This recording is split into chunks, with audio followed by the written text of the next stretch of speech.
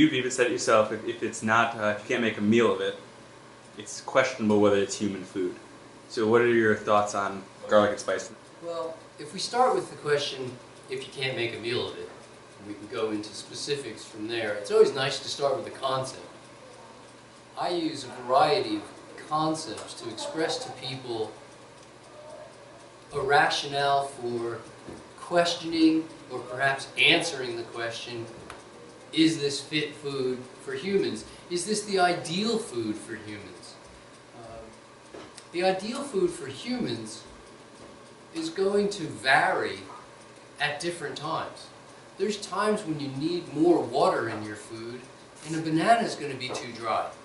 There's times where you need more sugar in your food and citrus or melon or other really juicy fruits are going to be too wet for the amount of sugar they provide.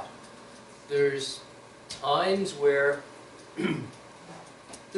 what you really need is a flavor more than you need the carbohydrates or more than you even need the water, and you want to eat something like a longan or mangosteen or something that just gives you brilliant flavor, but it's not really providing a lot of calories, it's not providing a lot of water, but it is a pleasure to eat. Certainly using vegetables for part of this equation is a big part of the answer as well, and there's times where you want more volume, but you don't want more calories, and so you choose vegetables as a way of bulking up the size of what you eat without even thinking about, well, is this the nutrient thing that I need? Oh, I'm eating them for their minerals. I don't really go that way so much as how much volume do I want to eat, and how many, not even how many calories, but how long do I want this meal to last me until my next meal. I don't have to do calorie math really. So I use a lot of different guidelines to exemplify the basic premise that if it's not a nurturing food, then it's probably not something I should be eating right at the moment. Maybe something that's nurturing now might not be later because my needs have changed a bit. So the idea of, would I give it to a baby? Is this really a nurturing thing? Does it supply all my water needs? Well, as I just expressed, my water needs change throughout the day. There's times where I might eat something now that I wouldn't eat later, or later that I wouldn't eat now. Can I make a meal of this food?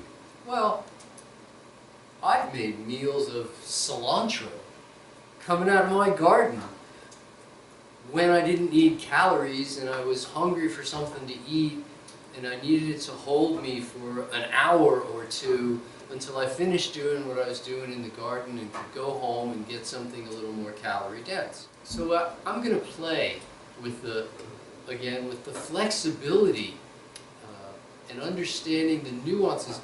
We give people rules and they want to follow the rules, and I don't tend to do that.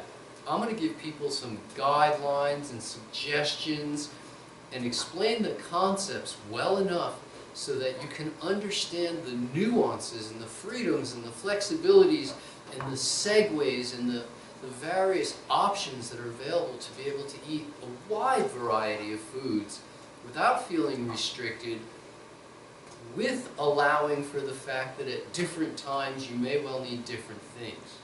But no one will ever need garlic or spices, right? Exactly. No one ever needs.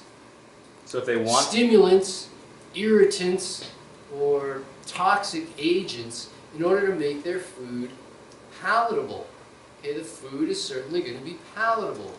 But if what you want to make is an 80-10-10 version of French onion soup, it's going to be tough to do it without any onions at all. Okay, if what you want to make to go along with some traditional meal that you've created is da-da-da-da-da-da-da-da-da-da-da plus a little piece of garlic bread to go with the meal because it It's called for in the whole bigger plan of things. And you make something that's got 3 or 4 bites of garlic bread taste to it and serve it to your guests. I mean, I think you're well within your rights, because it's really hard to make garlic bread without garlic. And I think the thing to understand is the difference between what we do all the time, day in, day out. This is my go-to food. This is my, what do they call it? My meat and potatoes, you know. This is my staple food. This is my rice and beans if I lived in Costa Rica. This is the food that I'm just eating all the time, okay? For me, it's bananas, it's lettuce and cucumbers and celery.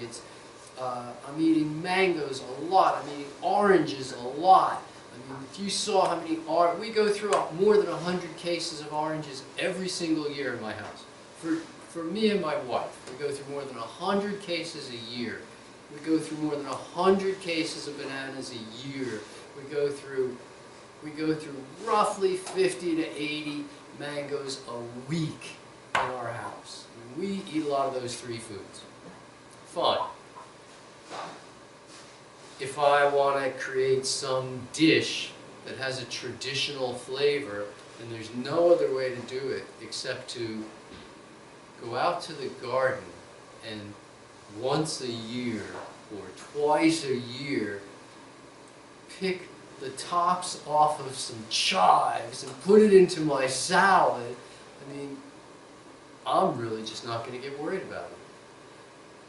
If I can't eat a salad without chives and still be happy, if I have to have onions in everything I make, or it has no taste, if everything has to be, my body reeks of garlic because I've been eating so much, I mean, that's a whole other experience, okay?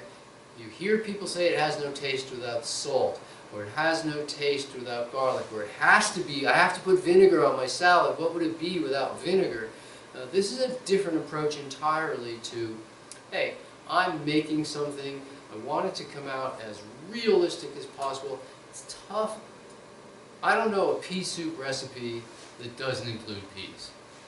I mean, it kind of has to have peas. I do know some hummus recipes that don't have garbanzo beans in them.